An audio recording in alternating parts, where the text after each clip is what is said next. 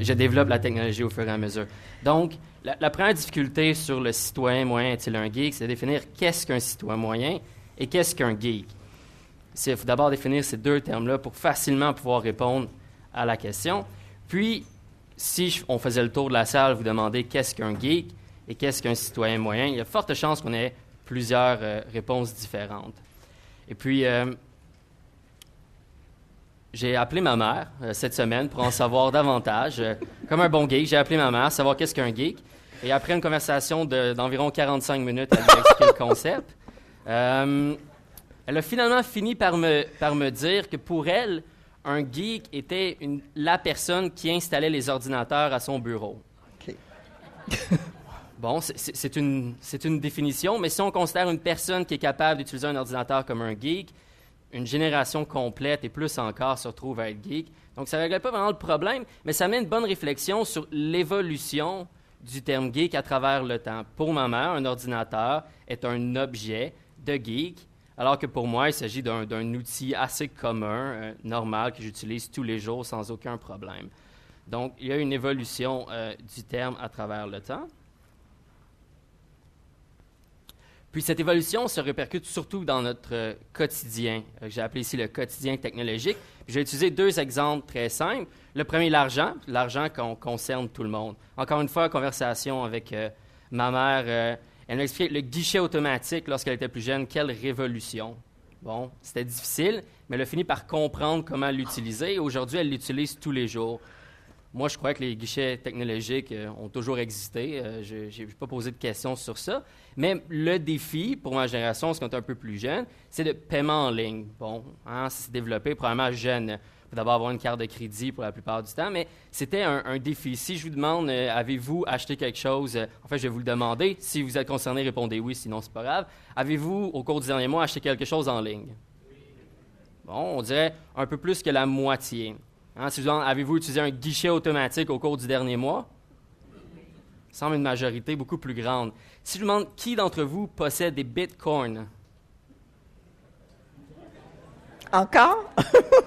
Je crois que j'ai vu deux mains. Fait qu'on est au moins 2-3 à se comprendre sur le sujet. Le bitcoin, une nouvelle... je n'irai pas dans les détails des bitcoins, mais ça, c'est d'une technologie d'argent qui est très récente et très nouvelle et qui n'est pas nécessairement encore accessible à tous, mais qui a l'opportunité pour l'être. Un autre exemple, l'automobile. Je n'irai pas dans le détail forcé, mais si vous regardez l'automobile, on est passé d'un véhicule roulant qui sert à se déplacer du point A au point B à un véhicule technologique roulant qui inclut des forts niveaux de technologie avancés à plusieurs niveaux. Qu'on parle au niveau audio, qu'on parle au niveau GPS, qu'on parle au niveau des commandes vocales, qu'on parle de la télévision inclue dans les bancs arrière, et même certains dans les bancs avant à certains risques. Mais cette technologie-là est de plus en plus présente dans des trucs qu'on utilise au quotidien.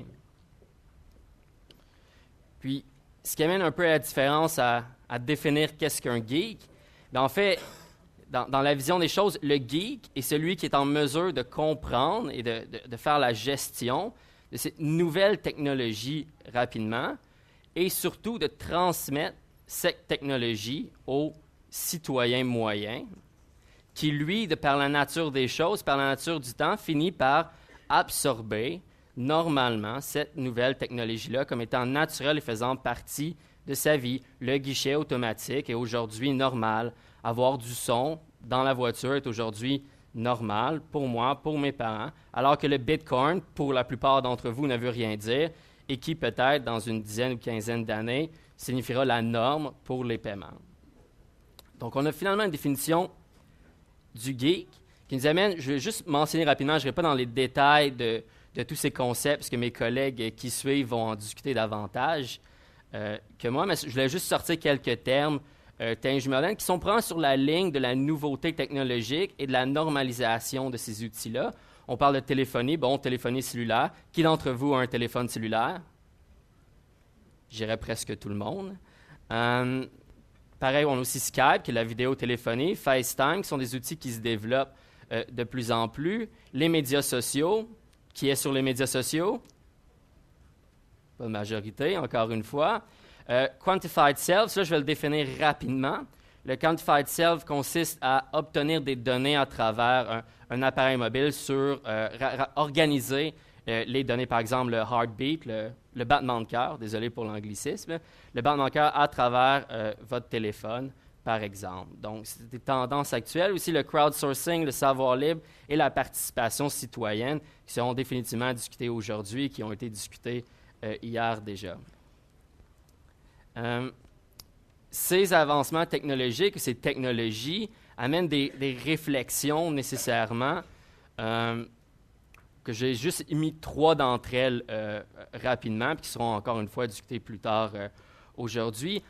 La technologie facilite la vie, mais en même temps apporte une certaine dépendance à plusieurs niveaux, dont le FOMO qui est la peur de manquer de l'information si on s'abstient d'aller sur les médias sociaux ou d'utiliser la technologie pendant quelques heures. Avantage de la technologie, médias sociaux, web, etc., c'est l'internationalisation de l'information. Comme vous le savez, si je le veux vraiment, je peux trouver l'information de ce qui se passe au Pakistan présentement dans la minute sans aucun problème, ce qui n'était pas nécessairement le cas il y a quelques années. Ce flot d'informations gigantesque potentiel amène cependant le défi de la gestion de l'information. Comment on fait pour gérer cette quantité d'informations quotidiennes énorme et comment on fait pour l'organiser, qui amène aussi des défis à la fois chez le citoyen moyen et chez le geek. Et finalement, un des sujets qui justifie la pertinence d'aujourd'hui, c'est la capacité de mobilisation. Évidemment, on a un plus grand accès à plusieurs personnes, mais en même temps, ça amène un défi. Est-ce que cette mobilisation est aussi passive ou active qu'une interaction directe? Bref, c'est Tifo? Oui, j'ai presque terminé dans mon 5 minutes. Dans mon 6 minutes.